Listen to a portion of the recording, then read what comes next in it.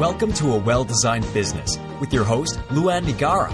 Luann has a lifetime of experience building a multi-million-dollar business with her husband and cousin, and she knows the challenges you face in your interior design business.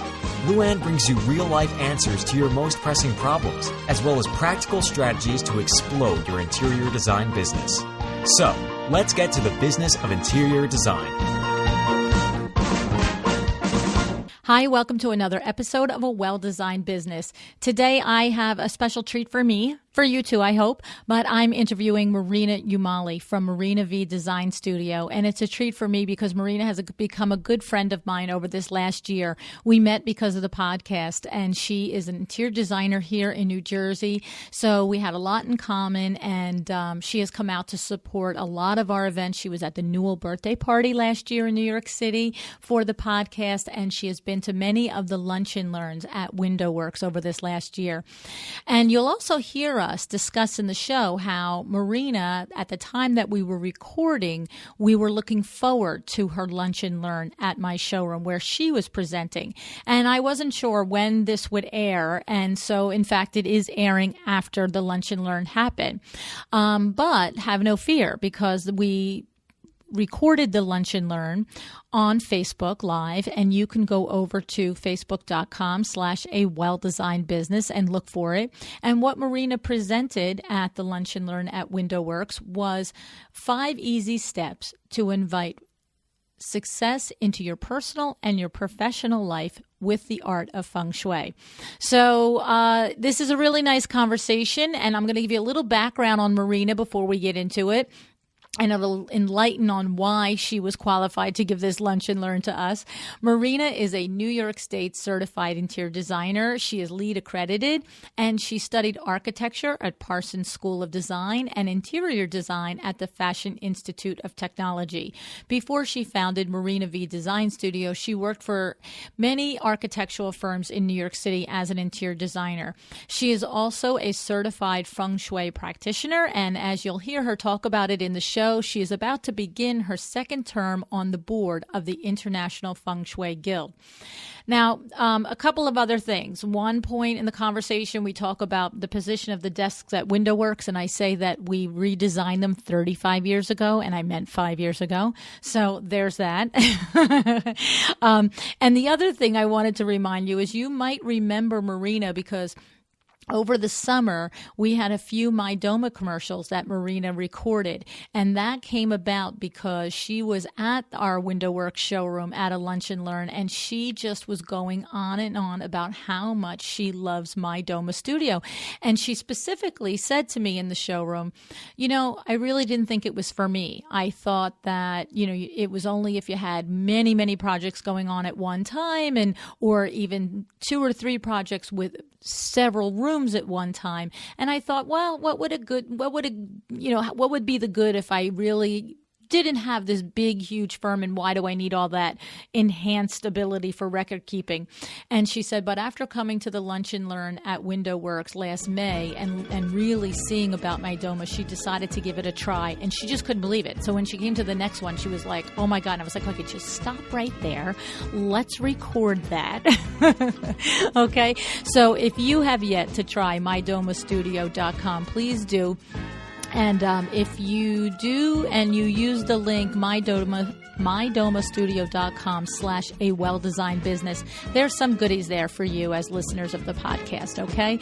All righty, so let us get to our discussion with Marina about Feng Shui and interior design.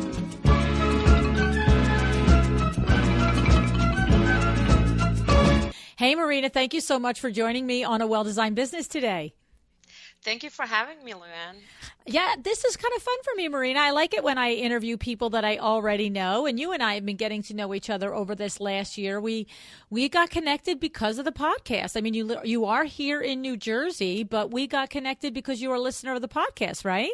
Yes, definitely. I'm so glad I found you, and I love the podcast, and I'm so happy to be on it. Yeah, so we've had quite a different, lot of different things happening in this last year since we've met each other. Window Works has lunch and learns every month at our showroom, and you've come to several of those. And very soon, in our near future, at least at the time of recording, you are going to be our next lunch and learn presenter, and you are going to teach interior designers in that lunch and learn about feng shui, which is one of your specialties, and that's what we're going to talk about on the show today too.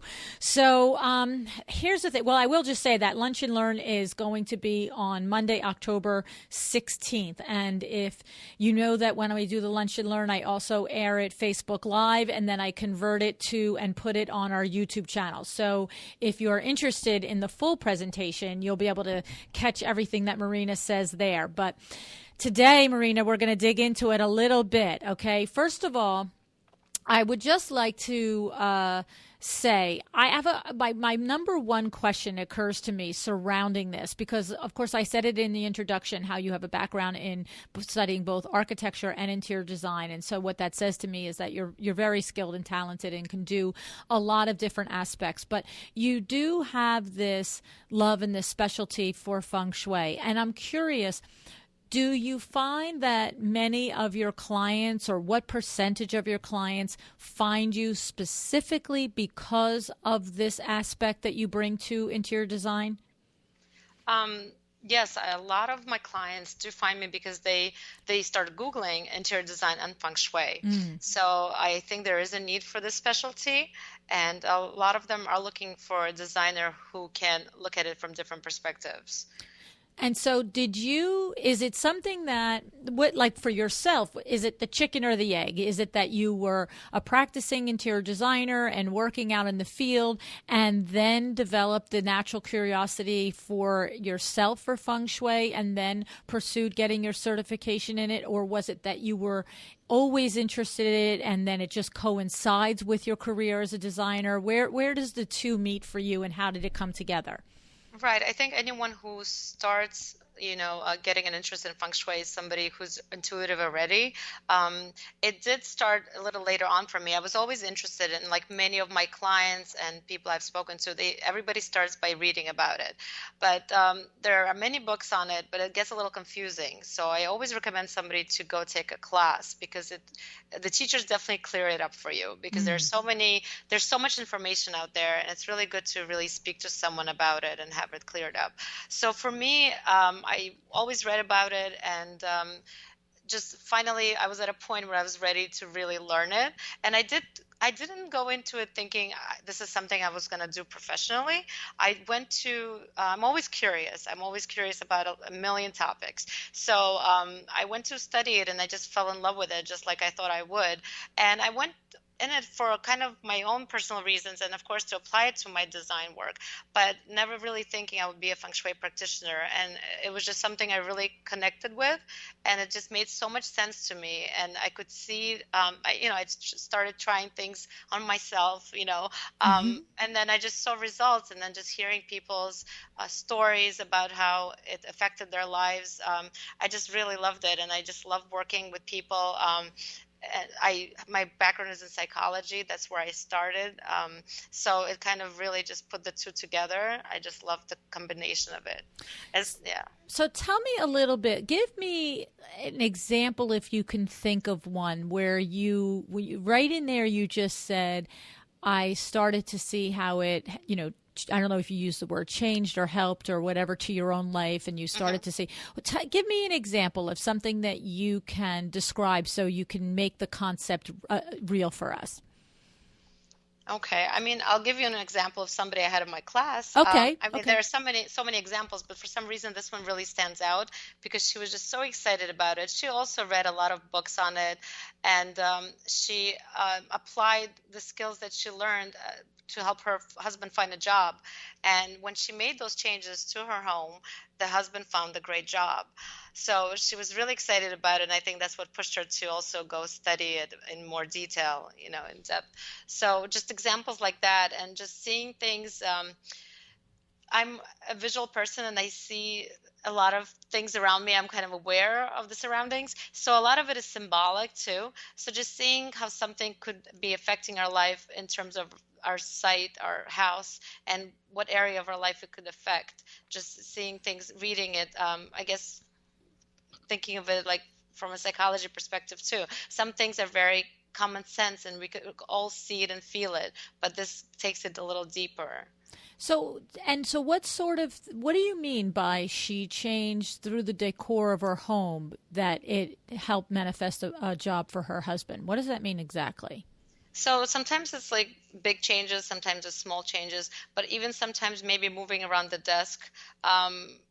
The number one recommendation by Feng Shui practitioners would be to place your desk in command position to kind of have opportunities arrive at your door and you're open to them. So just by changing, let's say, the layout of his office, I think that was very beneficial and him receiving those opportunities. So facing your door, whether it's an office or from your bed, saying kind of, I'm in command position, telling the universe that allows opportunities to come into your life. Okay. All right. So we're going to get into that a little bit further, but I just wanted that clarified right there, that particular example. Okay. So when you say teaching classes, so you not only learned feng shui, but now that's what you mean when you say you're a practitioner. You now actually are certified to teach the lay person, the interior designer, whoever has an interest in feng shui. Is that correct?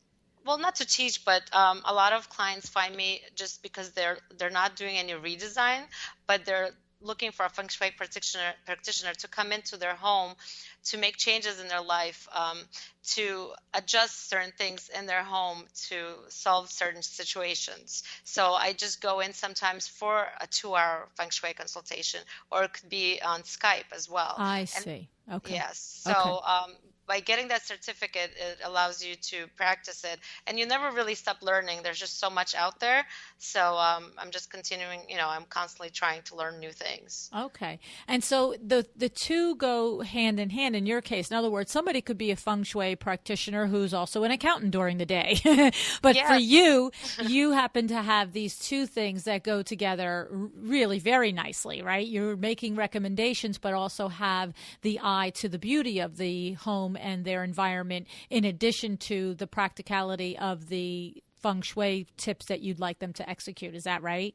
Yeah, definitely. Yes. It's actually really interesting. There are a lot of practitioners who have a day job. I mean, I also have a day job, but they have a day job in in a different field, like you said, like they might be a teacher or they might be a nurse. So, it really is useful in any field. But with interior design and architecture, I feel like it definitely, like you said, goes hand in hand. It enhances, it works so well together. Right. So I think so I'm so happy I did it, and it's just wonderful. And a lot of people do call me to look at like their floor plans, because I do have a good understanding of floor plans, layout, the way the flow, like what you would look at it from a design perspective and in the feng shui perspective. So it's a perfect combination. And what happens? What happens to you personally when you know that, like, say a particular homeowner has a requirement for seating, 8 people in a family room setting with a big screen TV, and there's a fireplace and all these little nudgy things that have to happen, and the floor plan that achieves all of this is a floor plan that is not a feng shui, certified, approved floor plan. What happens then? Well, I think in like my philosophy little paragraph that I sent to you, like I look at it from like a common sense approach. So I really adapt it to like each situation. I don't go like, oh, this is like the rule that we read in the book. That's why I think like taking a class or studying in a program really helps, because you have all the rules and then you can kind of break them, I guess. I guess it's like with design, right? Like going to design school. We all know like scale and like, the proper use of like color, but then you can go wild, I guess. So like, I just like adjust it. Like I don't make it so like, oh, this is how you're supposed to do it, and each house has the same thing. And it's all like, it is intuitive. So you feel it. You kind of, you make it work according like to the to your best ability. So sometimes it's not exactly what it needs to be, and I always tell my clients not to panic, because sometimes you can't put the bed in command position, or you know, you Yeah, can they're like, wait, I'm gonna have bad mojo. What are we gonna do? Sell the house? yeah. Yeah, like a lot of people call me panicking. Honestly, I get a lot of emails with people panicking. That's why I think I like doing workshops and talking about it, Hmm. because people just sometimes don't even want to talk about it or try to change it because they're just worried like this is wrong. And I've had people who, like, for 10 years, somebody told them about something. Like, somebody just was, like, in their house as a guest, and they read something in a book, and then they're like, oh my God, you have this. I read that this is, like, really wrong. And then they leave, you know, and never think about it again. But then this person is thinking about this for years. Right. And I get that a lot, and I always tell them not to worry about it. Like, each situation is different. So I just look at each case, like, individually. Mm. And I guess, too, in that example, it would also factor in if that particular client was what their priority was, if that was a client that called you based on your skill as a practitioner, if their priority was, no, the room is feng shui, you know, approved first, then the heck with something, or, okay, we're kind of trying to do it feng shui, but like I have to sit everybody, so stop, right? Right. Sometimes, I mean, like, I'm all about function too. So, like, right, I just make it work, you know, as best as it can. So, usually works out. Right. Right. Okay. Okay. So this course to be certified as a practitioner, what type of what are we talking about, Marina? Is it, you know, 10 weeks, 10 years? Like what is that investment of time and energy look like? So the course that I did was a year. There are some courses. There's a 3-year program that I know about, and it varies. There are some practitioners that have their own schools where they do teach students, I guess, on one. There's different ways of doing it. You know, there's different. It could vary. Okay. And so that would, as soon as you tell me there's different ways of doing it and different opportunities one-on-one and through schools, then the next thing that occurs to me is, how do you know if one is a good one or if one is like somebody put up a shingle and said, I'm going to teach it to you, and maybe they're not really quite educated in it? How do you discern that? Yeah, that's a tough one because there are a lot of people. I see it all the time. I see, like, invitations for it. But I think it's just about, I did my research. I did a lot of research before I jumped into it. I guess you have to look at it from, like, how long you want to study, who do you want to study with. You have to, you know, Google the hell out of it. Mm-hmm. So, and then, like, you have to speak to people who have taken it. Maybe reach out to someone who is a graduate. So I think that's probably the best way to go about it. Okay. There's no set, like the accreditation board for feng shui teachers that we could like look to and say, you know what I mean? Like that. Yeah, there sort of is. I mean, like, I think the school I went to was, like, certified by New York State. So I kind of liked, I don't remember, Okay. like, the actual wording. I think that's what it is. But that kind of, attracted me too, because I thought that was kind of Right. good. You don't want to fly by night. You don't want Yeah. to do this and learn all this and find out that, you know, somebody wrote it in their garage. Yeah, and then like on the Feng Shui Guild, there's also a list of schools that the guild recommends that was Okay. Right. So, yes, and I mentioned that in the introduction, you are on the board of the International Feng Shui Guild, correct?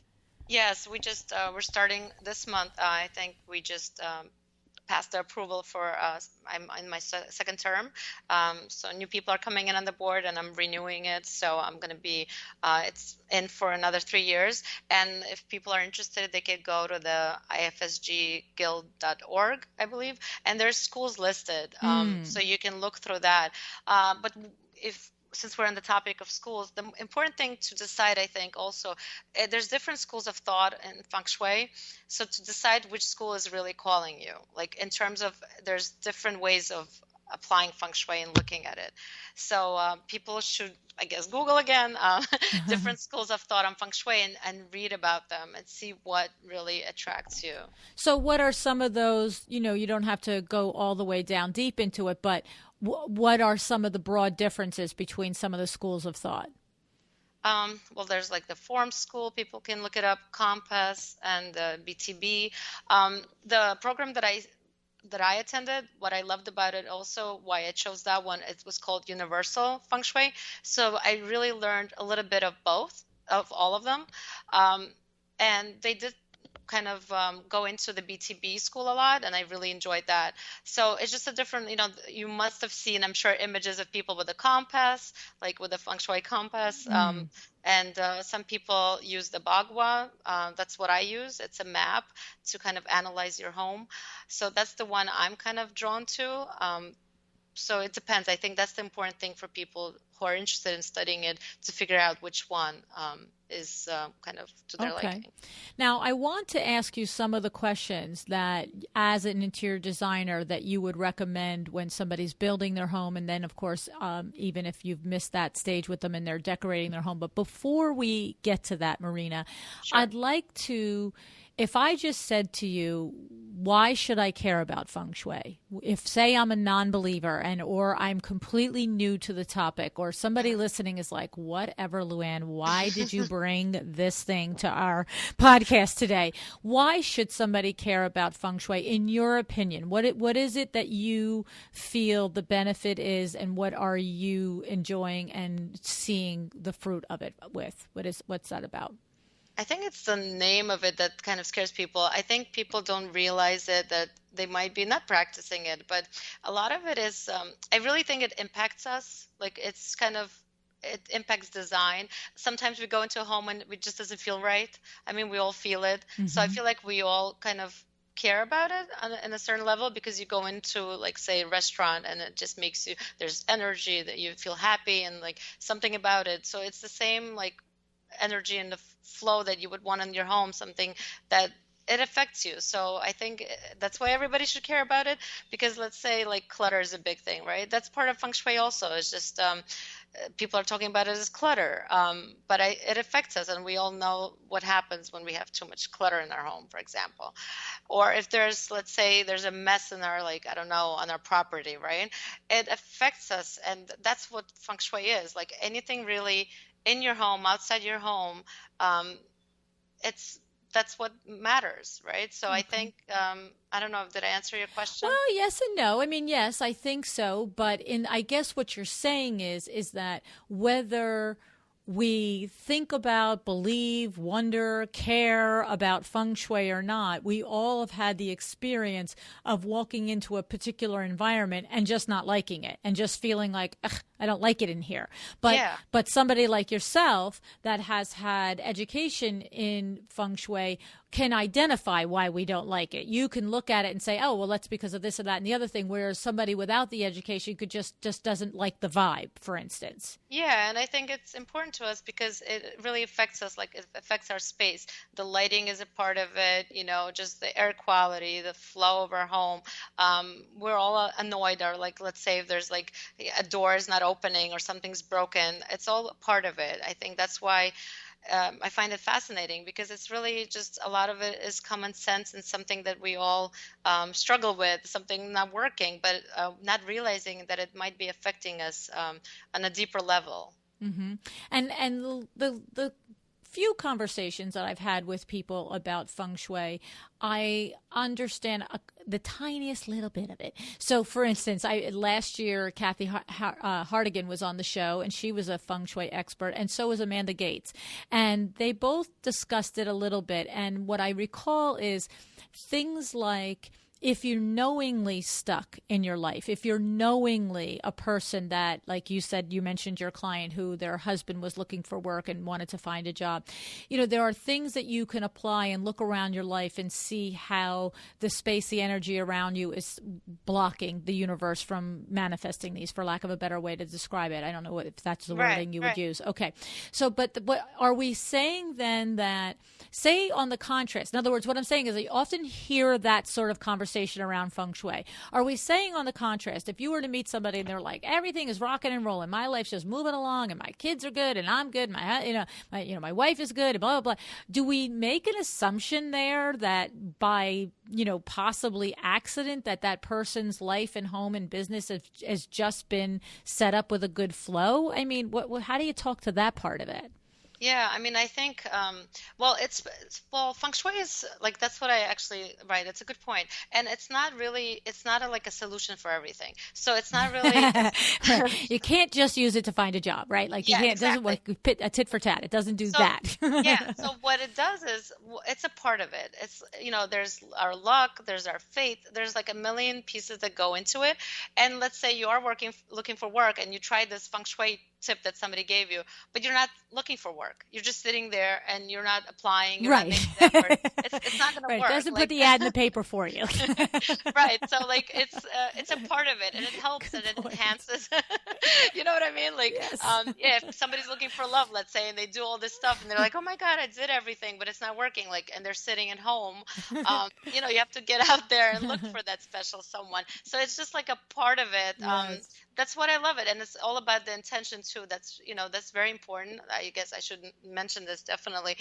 It's the intention. So just by moving a desk or moving a piece of furniture, you're like, okay, that's it. That's all good. Marina told me to move it. Like, you have to like have the intention, and you have to really visualize it. That's Right. also a big one. Just visualizing that it will happen. That it's helping you Right. make Right. your plans come true. So it's just a part of it. Yeah. So Well, and it's funny. So now I'm going to ask you a personal question on this. You've been to Window Works. So by coincidence, my husband and I both have the opposite corner spots for our desks. Okay. One corner of the office and I'm the other corner. But the odd thing is, because I think that Kathy also mentioned this, placing your desk, number one, I think she said at a diagonal to the door, and number two, that you're facing the door. And interestingly, we're both at a diagonal to the door, but mine faces the door and his back faces the door. And I have to say, ever since she told me that, every day I look at his desk, I'm like, it's not supposed to be like that. But there's no way to turn it around. It's not a desk, it's a built-in. You know what I mean? And I actually said it to him. I'm like, he's like, I like my desk just the way it is. Don't think you're knocking this office apart to change this around. well, right. So is there a way, is there like some kind of, mojo that we could counteract that? Yeah. So like it's interesting you said that, and I haven't been inside the office. I will visit When you come on the 16th, you'll have to come back and take a look. Yeah, so it's hard to say because I haven't seen it, like I haven't picked it in there. Yeah. But what I find interesting is, and of course, this is one of those situations, like you can't really make it happen unless, you extend the building. Like, there's only so much you can do. But what I find interesting, you telling me this, right? If you think about it, how well is your podcast doing? Oh, yeah. You know what I mean? Like just as an example, like you're doing great, which is good for the business for the both of you, but he's not the one who's out there. You're Right. getting noticed. Window Works is getting noticed. And I feel like that's actually quite interesting. Were you facing that way before she mentioned that? Yes, no, because our desks are all built in. So it's sort of just, it was a weird coincidence. And I so see. like we revamped the office 35 years ago and we built all the desks in. And so we basically have two offices that are joined together and there's a half wall with glass at the top half. And so basically I'm at one corner, Kim's at another corner, Vin's at another corner, Rich is at another corner, and Adriana is at another corner. And the crazy thing is everybody's desks faces into the wall and mine Yeah. faces out, and I look at everybody's back and I That's look at the funny. front door. Isn't that So bizarre? I think it's really awesome because you're the one bringing in opportunities, and you're like, it's amazing. Like stuff like this, when people you see, like I feel like it's amazing. It's a great example. But for him, and I will take a look at it when I'm Yes. doing a visit. But without seeing it, it's hard. But if has his back to the door, like one of the solutions is to. So sometimes when there is the situation, there's things we can do. There's what we sometimes call cures or remedies. Or Switching that mojo. Get the garlic yeah, out. I know, right? Yeah, some are crazier than others. So yeah, there's different levels. But like a mirror, so he might agree to it. It's nothing too crazy. Oh. But like a little mirror, it could be like one of those little, I think the like auto shops sell them. Right. placing a little mirror on his computer screen so he could kind of see what's behind him if you're coming Ah, at him. Or yes. We don't necessarily want him to see what we're doing behind him, though, Marina. Okay, so I hope he Kidding. doesn't listen to this podcast. No, it's I thought that was a very funny coincidence also when I learned that, because it wasn't supposed to be my seat at the office when we originally designed it. And then another thing happened in the construction. You know, you've all been there. One thing changed. It was like, and so then and we thought that was going to be, I actually thought it was going to be the worst desk in the house. I thought that's what it was. And I thought, you know what? I'm not asking anybody to take this desk. I'll take this desk. And of course it's my catbird seat and I love it now. And no one's taking it from me ever. Well, I can't wait to see it, and it sounds like it's working for you. So we'll keep it like that. Oh, so funny. Anyway, so give us a little bit more insights then, thinking of your colleagues listening, Marina. Somebody that maybe is really just like I am, the tiniest little scraping of information about feng shui, really doesn't know a lot of the principles.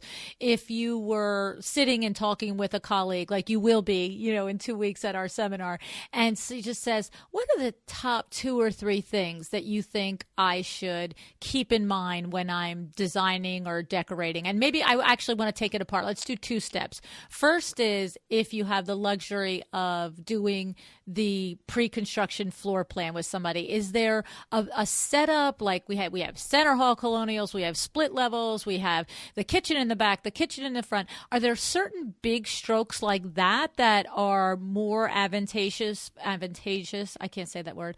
You know, are better, that are more better. Right. No, I know what you mean. Well, yeah, I was thinking about the different tips for, like, in case of like something, you know, a new construction, of course you have like, that's the best time. Like that's the, you know, an amazing opportunity to really make the changes, because later on you can also adjust and kind of make changes, but not, you know, it's not the same, of course. So like one of the things, and sometimes like clients or designers, architects call me to like look at their floor plans, and I love reviewing floor plans, even the ones that I haven't created. I love looking at the layout and kind of making the changes, because you really see it as a whole, and then it gives you a perfect opportunity at that point when it's just drafted to make those little changes that might have like a big impact later on, you know.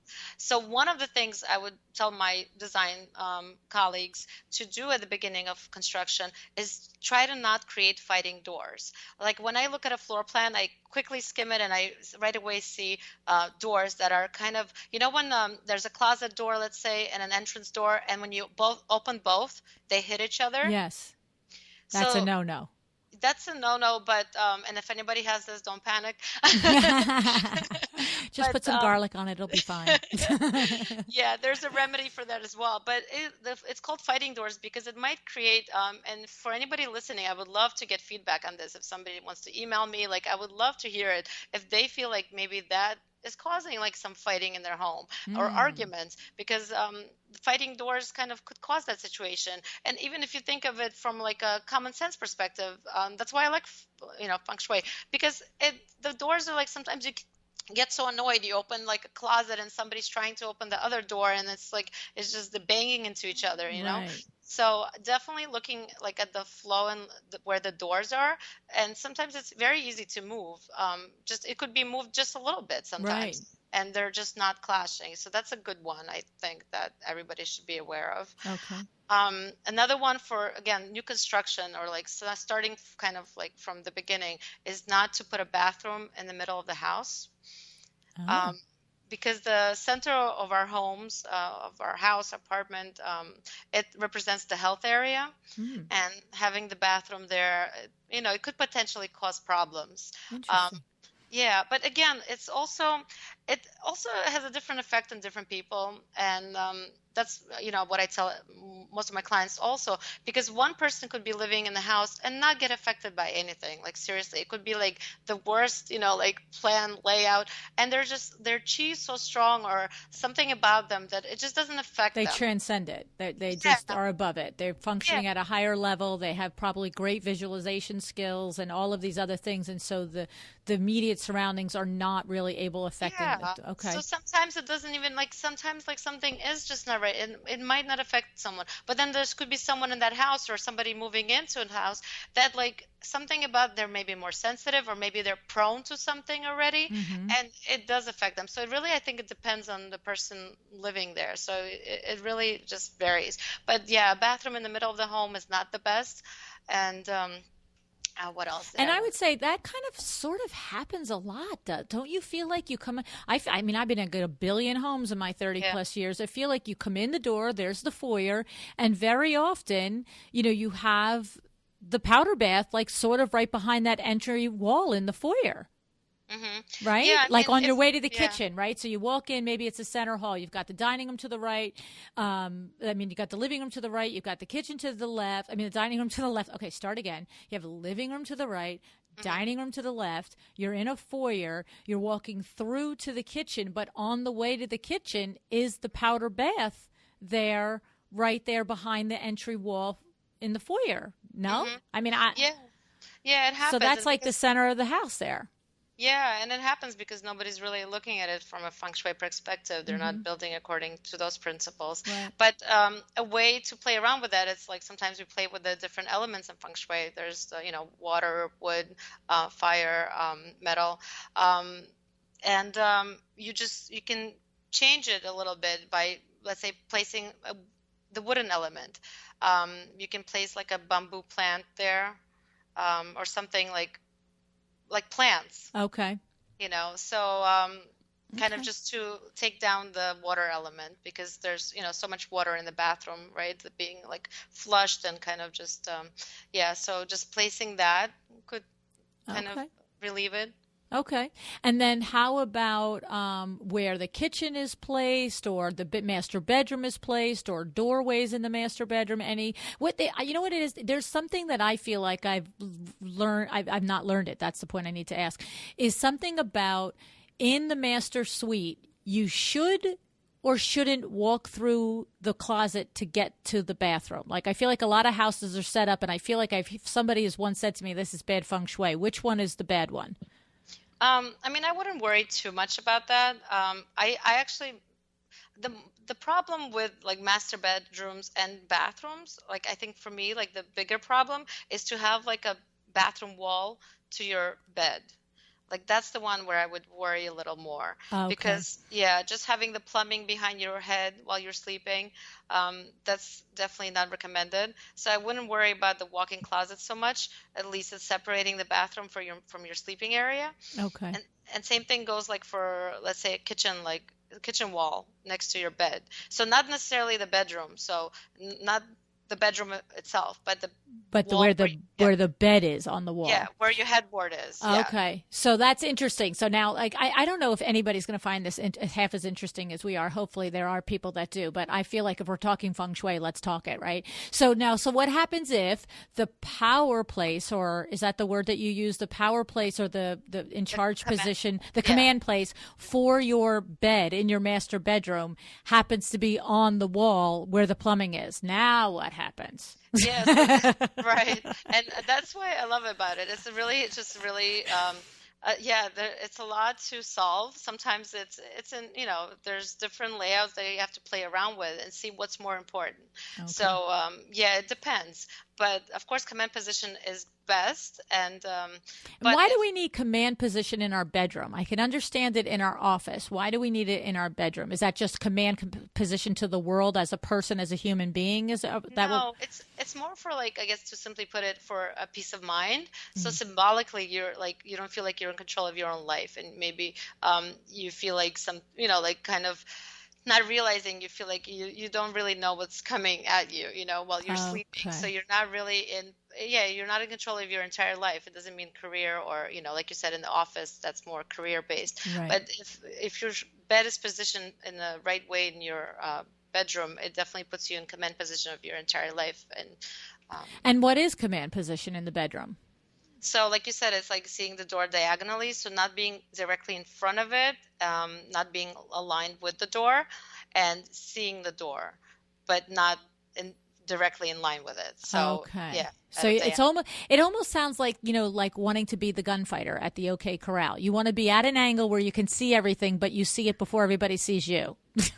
Okay, maybe, right. And right, and a lot of it is like from our I guess back in the day, right? Like all comes from protecting yourself, right? Right, So that's what it sounds like to me. It's like if I'm on the diagonal, you might come busting into my bedroom or my office, but I'll probably see you before you catch my eye. Right. But I think if it was a case between the plumbing wall and the command position, I might choose the being away from the plumbing wall, especially if there's the toilet on that wall. And again, there's the remedies.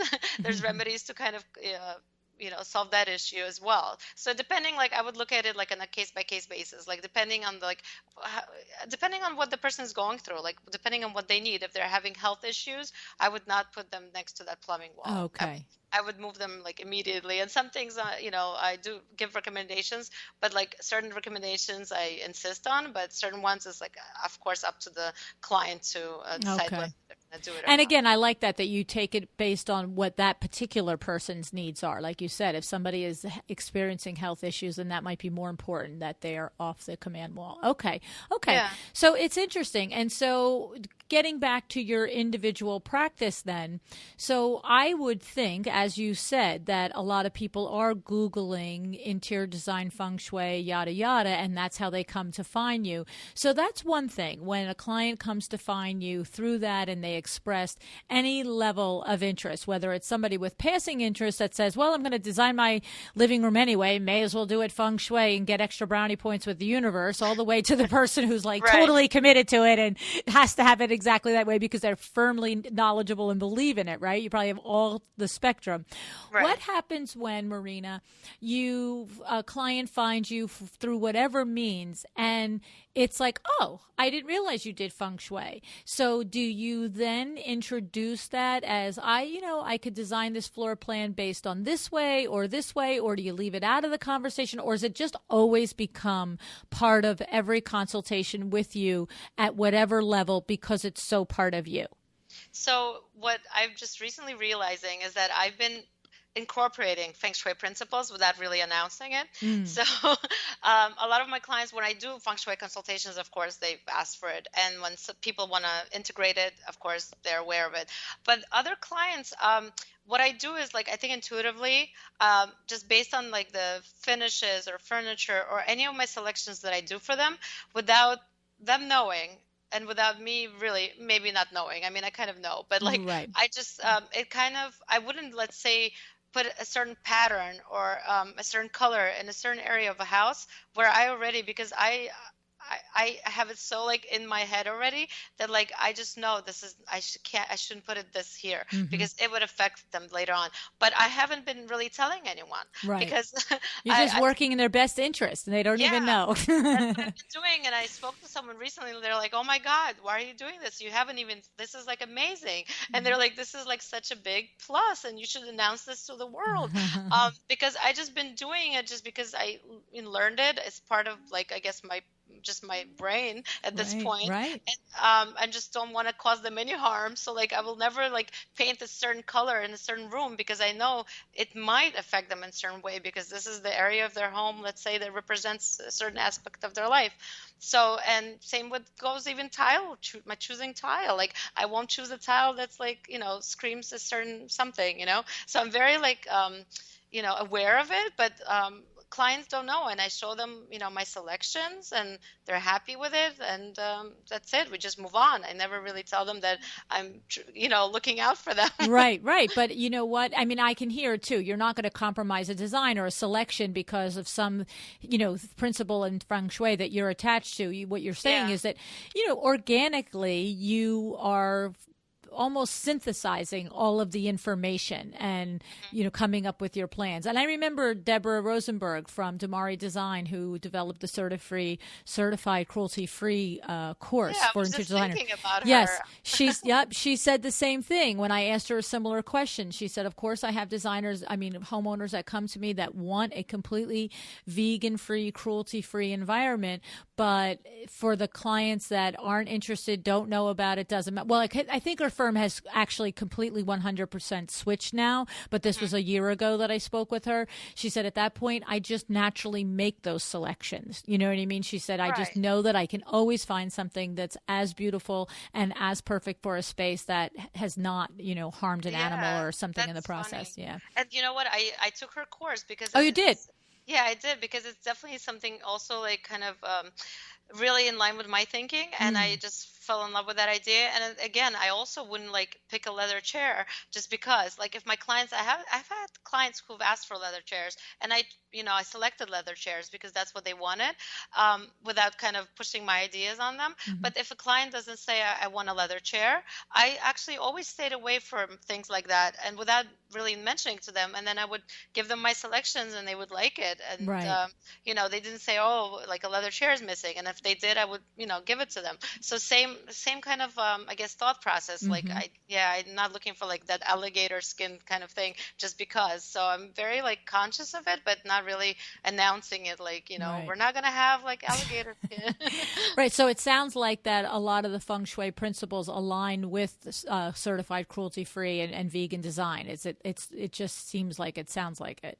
Yeah, that's why I took her course also. Like it's really just important because it is about like what you're bringing into your home, the energy of every piece, and just bringing something that, like that, like, the animal skins or whatever, it just doesn't line up with my, the bringing in good energy into the home. Interesting. So how about a couple of tips once the home is built? So you talked about paint colors for certain rooms. What can you teach designers with that? If anything that you could look out for when you come into a home, if somebody's feeling like they're not happy in their space and you recognize or see this, it could be as simple switch as 1, 2, or 3. Yeah, I mean, like you mentioned paint, just paint wise, I would just be very conscious of like selecting paint for kids, because sometimes I see designers choosing crazy bold, I mean, really fun colors. And sometimes I'm so tempted to do like something wild like that too. But I, again, think about like the effect it has on the child. So just choosing paint colors that are more soothing. I mean, I'm not telling everybody to go with some kind of like, really quiet, like neutrals or something. But like, especially for kids' rooms, like I see like people choosing wallpaper that's just like crazy diagonals or just bold lines, just really loud. And it looks fun and like, our portfolios. And sometimes I miss that. I'm like, oh, I could have something really fun. But like, just thinking about it, like the effect it has on the baby or, like an older child. So just definitely being aware of like the paint colors they're choosing. If somebody is already built a home, and sometimes there's, let's say, people are adding an addition, that's also something to really be mindful about, because sometimes people just add an addition without really thinking about it.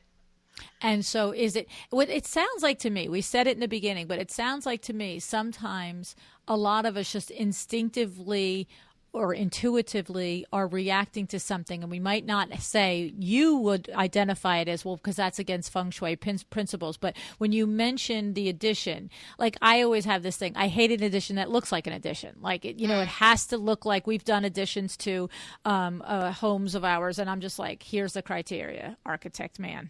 Like, right. I can't drive down the block and know that you put an addition on this house. And so is that one of those things when you say additions, a downfall of it, or a thing to look out for additions, or is that just, what do you? Yeah, but like you make a good point. It's, again, you're aware of it, and you, again, like making it really flow nicely with the existing home. That's right. Very important. So on so many levels, and just like if they are adding an addition, just looking at it, because you're changing the layout of the house, and sometimes, you see it just really done like without thinking, and it's just thrown on there, because it adds a certain piece to the home map that we analyze. So sometimes it just creates different shapes, and sometimes it's not very beneficial in feng shui, because it might affect like the marriage area. If it's like there's a certain area that's missing, and all of a sudden this extension like created like a different shape, and some shapes are not really beneficial. Interesting. Okay. All right. And little other things. I'm trying to think now through the years, different things I feel like I've read or come across where when you said the marriage area. So when you think about a master bedroom, I have somewhere I came across this, and I don't know if it's true, you'll tell me, that you really should not have all the pictures of your children in your master bedroom, that it doesn't belong there, that space is for the two of you and those belong in the family room or wherever else. And is that true, or did I remember that incorrectly? Yeah, I mean, yeah, sometimes you read that because, yeah, I guess the idea is it's really a space for you. But again, if you really love having pictures of your kids in there, like I say, go for it. Okay. But yeah, it should be like really, I guess, a place for you, for your partner. And, but again, if that's what makes you happy and like, okay, it's kind of like if it's not broken, don't fix it. Okay. Yeah. Okay. Good point. So if somebody's like, excuse me, I've had them here for 20 years and we're madly in love and our kids are happy and healthy, then you don't have to like strip your bedroom bare of all your kids. Yeah, exactly. But I feel like I have recommended it to clients actually. But again, like I really look at it from, that's why I love like the one-on-ones consultations and like, because it really depends. So if somebody's struggling in their marriage or not really struggling, let's say the communication is kind of down and they're not really, I don't know, paying attention to each other, and you go to their room and it is like all kids and nothing about them. Like in that case, toys all over and kids crap all over. Yeah. It's sort of like, where are you guys, right? Yeah. In that case, I would be like, oh my God, move this out like now, and then like put pictures of yourselves and like kind of try to help the situation. But like you said, if somebody's madly in love, everything's perfect and there's pictures of kids, and like I wouldn't move it. Like if it's not broken, don't fix it, kind of thing. I love it. I think it's great. So I think the thing about it is that where this podcast aligned with the whole theme of the entire podcast is along the theme of niching and combining a passion that you already have and having it flourish within your business.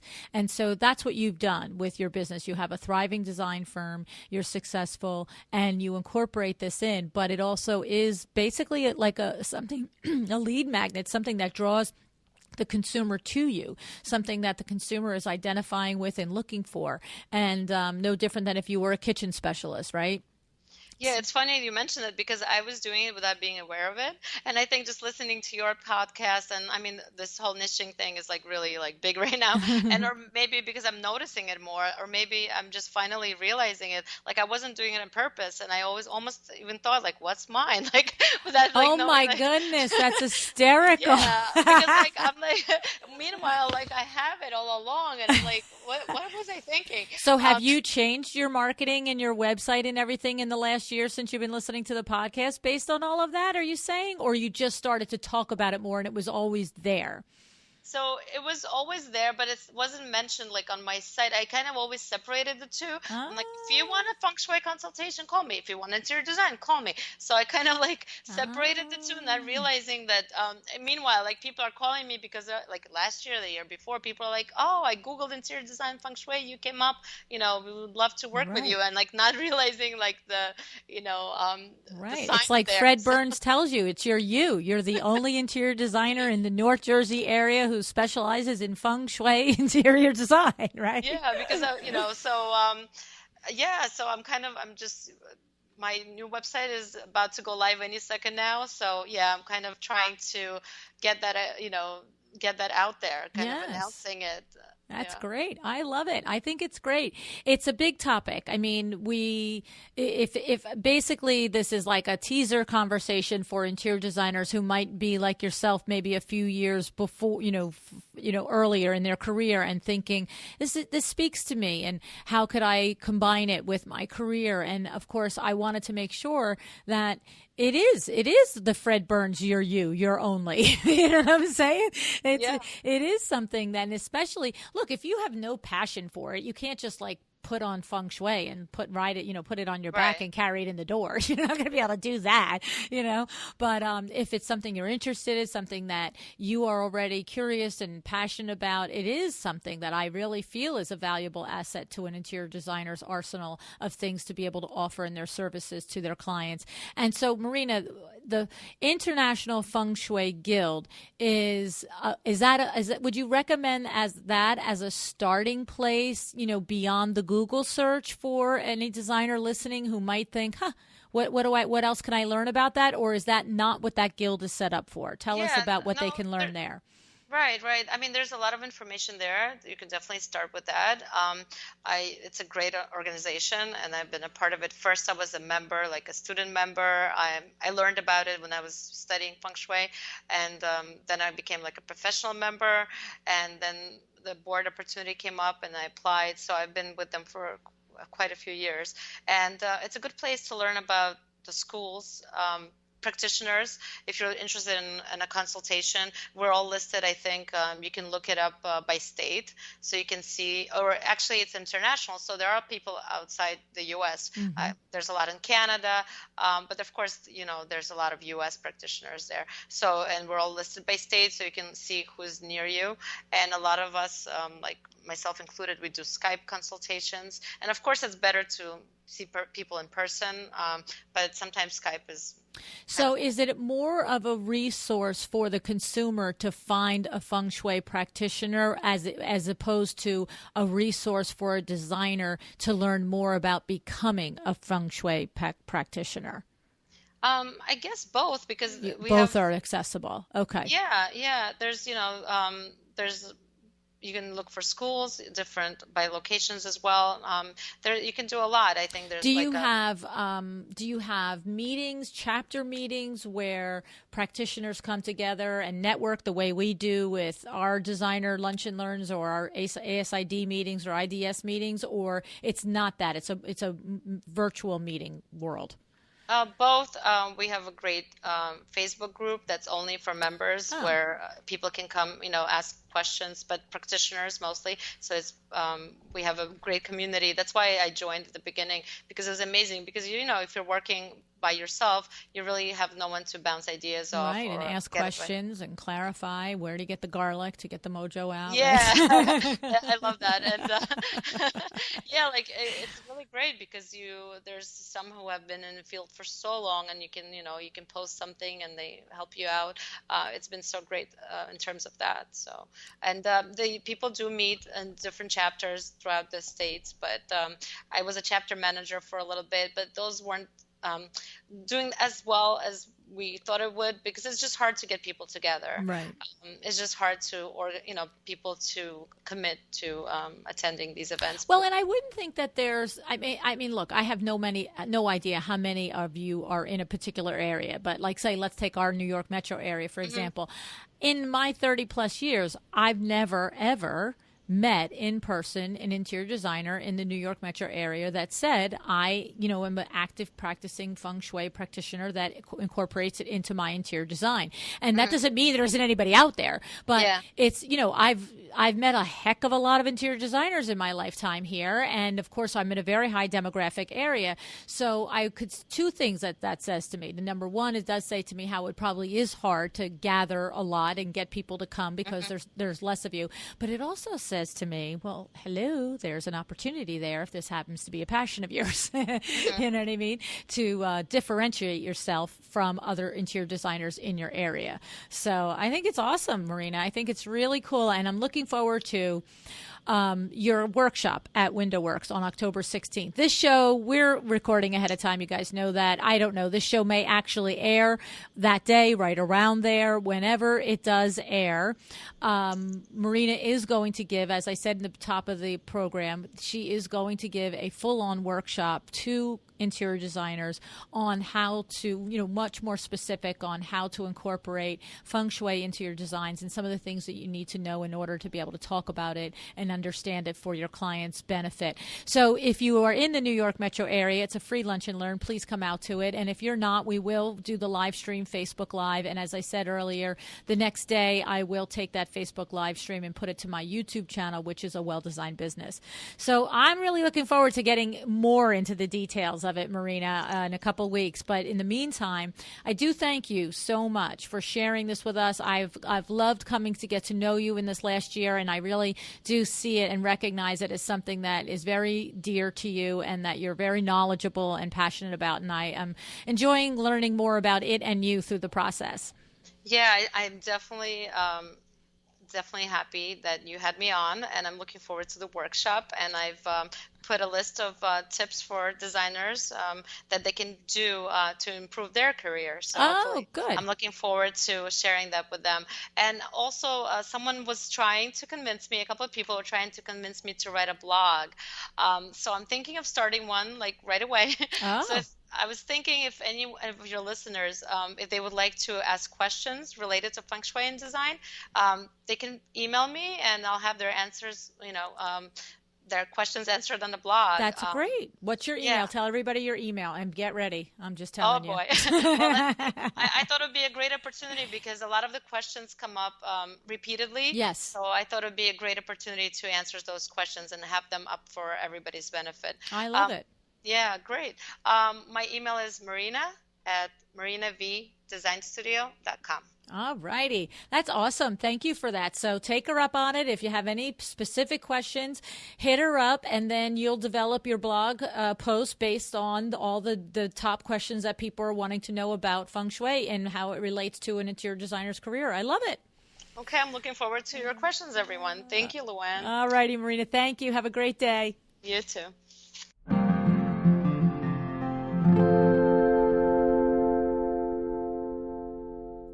Alrighty, well, I hope you enjoyed that conversation. I always like talking with Marina. I think you can tell, though, right? A couple things that I just want to point out. I thought it was pretty interesting that Marina, did you hear her aha moment that she had? It came from listening to the podcast over the course of the last year. And she said she was thinking, what is my thing that makes me different? What is my you that Fred Burns always tells us to do, right? What it makes you the only. And how funny that she hadn't really realized. And but I'm so glad that she did. And what she described was that it was on her website, but it was sort of an either or. Do you want a Feng Shui consultation or do you want an interior design consultation? And of course, now she has just revamped her website and she is putting it front and center that this is a value that she brings to her clients. And so I love it. I think it's awesome. And I'm so glad that she had the aha to be able to use this to differentiate herself from the other designers in the area. And that's really what the focus of this program was, is that it doesn't matter. It's whatever you're passionate about. That could be the thing that you lean on, that you put forward in your marketing and your branding so that it sets you apart from other designers. And Marina also talked about the Certified Cruelty-Free course. She took that. You remember Deborah Rosenberg has been on the show many times. She sponsored several programs over the summer in order to bring all of that information to us. And so she happens to have both of these that she can feature, but you may be attracted to one or the other or something altogether different. But if it happens to be the Certified Cruelty-Free, if you're interested in that, Deborah was on the program several episodes. You could go through the iTunes list and see which ones. But you also can go to certifiedcrueltyfree.net and learn all about Certified Cruelty-Free. Okay? So, all righty. Hope you enjoyed the show today. Let me know what you thought. Please follow me on Facebook at facebook.com/awelldesignedbusiness. We're doing a lot more lives. I mean, we've had a lot of programs on video, so hey, we're getting there and we're doing it. Also, please follow me on Instagram at Luann Nigara. I'm starting to do some more lives there too, I gotta say. And lastly, if you are enjoying the show, if you would share it with a designer bestie, and if you feel like that you are getting some value and you are learning some things and your business has been helped in any way, I would love to know about it, and I'd really love to know about it by your leaving me a rate and review in iTunes. I do read them. I check them almost every day because I'm just a tiny bit obsessive about it. But I do very much appreciate them. And so if you are, like I said, learning something, getting some value, that's a great way to let me know and let the world know. Okay? Alrighty. I hope you have an excellent day.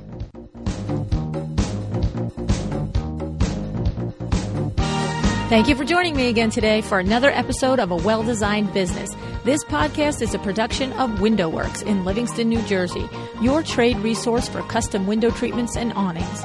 Learn more about WindowWorks at www.windowworks-nj.com. All of our music is original music by Room 2 Productions. Please contact us if you want to learn more about original music for your business or your events.